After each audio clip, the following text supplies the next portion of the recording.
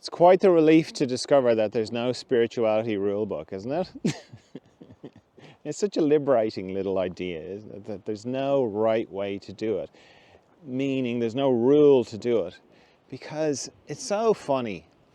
In the process of getting a bit of distance from our mind and seeing how our mind fits in and beginning to maybe get a bit of a glimpse that our mind is not us, which is a very strange concept, that our mind is not us. Because my mind, I'm using my mind to say those words, right? So my mind is like, oh yeah, my mind is not us. My mind doesn't know that. My mind still thinks it's me, even though I'm using those words. Yeah. In the same way as your mind is hearing those words going, you know, if it resonates with you, going, right, yeah, okay, my mind is not me. That's my mind. That's your mind thinking it knows what it's talking about when it doesn't. Because if my mind is not me, then just the very nature of that knowledge means that it doesn't know about what it is not. What? Because I know who I am, and I know it through meditation. Okay? I know it in the gaps when I turn off my mind, when I stop thinking. I'm present. And presence, then I become conscious of being present, and then my mind kicks in, I start thinking again. But there's those moments when I'm just present. They don't last long, and I continually return to them in meditation. But from many years of, being in those moments of presence, I know that I am not my mind. I mean, in a more ordinary kind of way, we know it from going to sleep every night. We go to sleep every night, and when we wake up, we're back.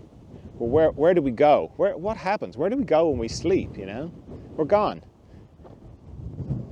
Mind is gone, body's gone, cares are gone, worries are gone, joys are gone, family are gone, children are gone. All the things that we think are really important, all gone every night. Doesn't bother us. And I think it doesn't bother us because we kind of know it's not us. Also, the fact that we know we're going to wake up in the morning, that's very helpful. So all the rules, the spiritual rules, they're all to do with my mind. My mind hears about meditation, goes, oh yeah, meditation. And it hears, oh, I should meditate morning, and evening. And then if I don't do that, my mind is like, oh, I'm failing at meditation. You know? I can't be grateful. I've read about gratitude. I read 4 books on gratitude. I know how to do gratitude. Now I can't do it. Now I'm failing. And all these other rules. It's just my mind, and my mind is not what's the spiritual part of me, you know. And it's got an element of that, but it's not really the deep spiritual stuff. So, letting go of all that, letting go of all the rules, all the shoulds, is beautiful, because then it gives you the freedom to, I can't meditate, but I can pause before I have my cup of tea or my coffee. I can't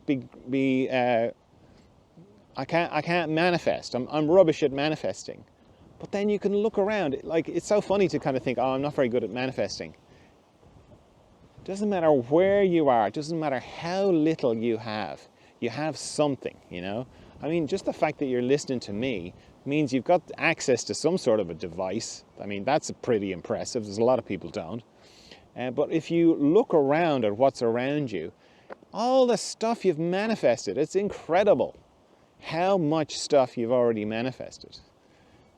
So if you feel like, if your mind is going, oh, I'm no good at manifesting, just look around. It's all around you, all what you've manifested, and so on, So it's just so freeing to kind of go, it's okay to just do the little bit that I can. The little bit that I can is plenty. It's enough. It's more than enough.